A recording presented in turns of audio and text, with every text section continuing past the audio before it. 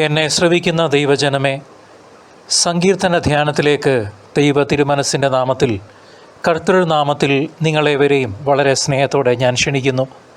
ദൈവമാകുന്ന വചനത്തിന് നമുക്ക് വളരെ ശ്രദ്ധയോടെ കാതോർക്കാം.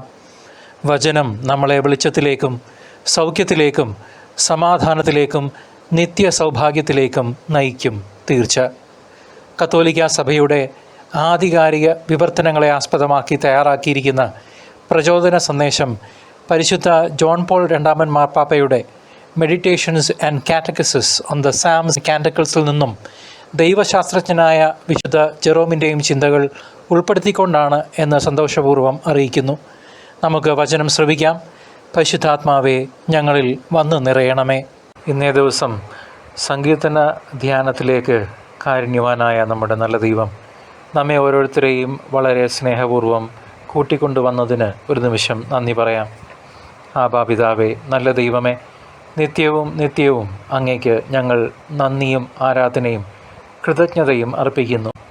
മുൻപത്തെ ദിവസങ്ങളിലെ പോഡ്കാസ്റ്റ് കേൾക്കാൻ വിട്ടുപോയെങ്കിൽ സാരമാക്കണ്ട. ആവശ്യമുള്ളവർക്ക് അതിൻ്റെ ലിങ്ക് താഴെ ഡിസ്ക്രിപ്ഷൻ ബോക്സിൽ ലഭ്യമാണ്.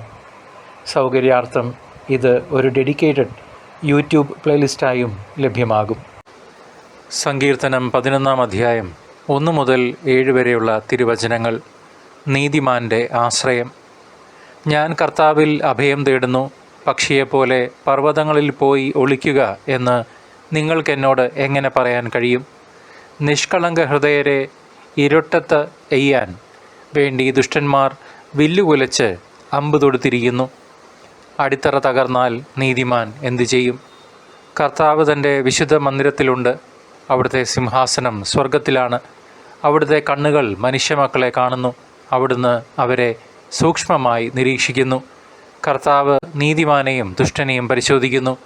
അക്രമം ഇഷ്ടപ്പെടുന്നവനെ അവിടുന്ന് വെറുക്കുന്നു.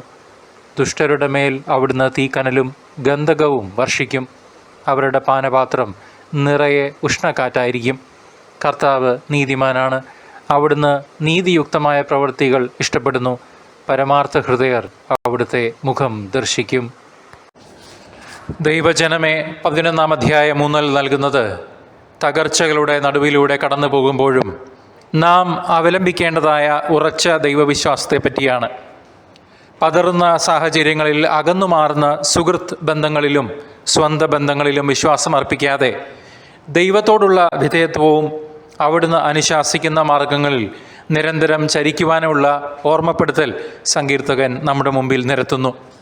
അത് ഒരു വലിയ പ്രോത്സാഹനവുമാണ്.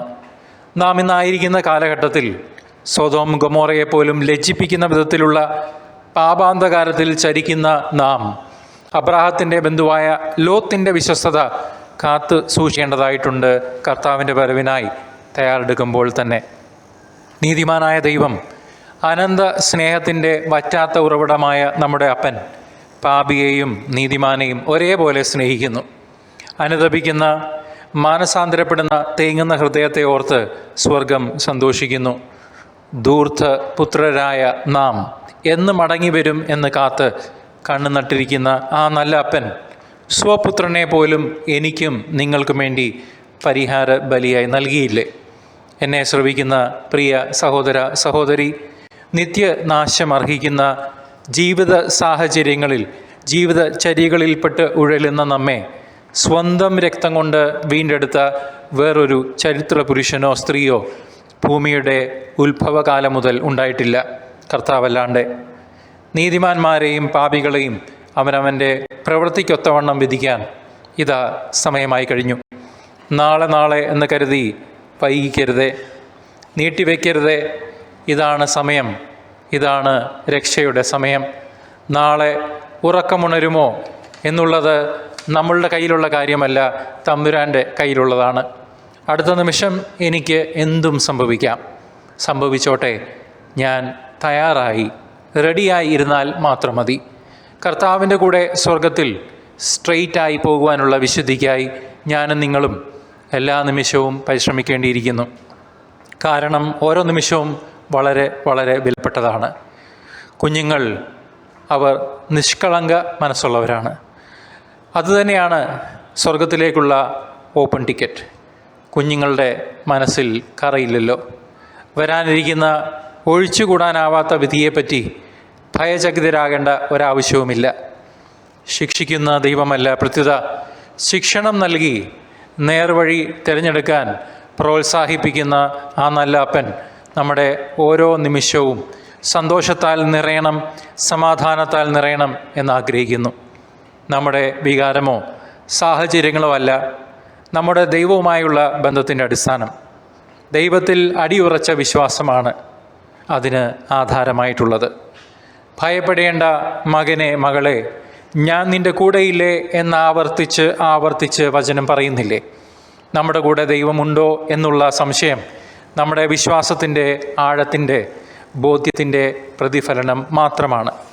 ഗലാത്യ 5:22 പരിശുദ്ധാത്മാവിൻ്റെ വരദാനങ്ങളെപ്പറ്റി പ്രതിപാദിക്കുന്നു.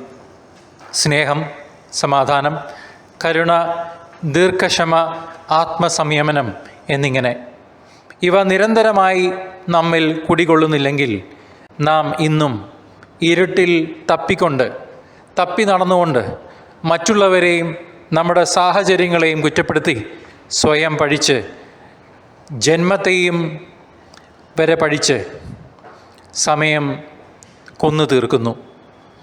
ദൈവസ്നേഹം നിറഞ്ഞ ഒരു വ്യക്തിക്ക് പട്ടിണിയായാലും പരിവട്ടമായാലും ആയിരിക്കുന്ന സാഹചര്യത്തിൽ ദൈവത്തെ സ്തുതിച്ച് മഹത്വപ്പെടുത്തി വേറൊരു ക്രിസ്തുവായി ജീവിച്ച് സ്വന്തം ജീവിതം ഒരു സുവിശേഷമായി അവനവനും മറ്റുള്ളവർക്കും അനുഭവവേദ്യമാകും.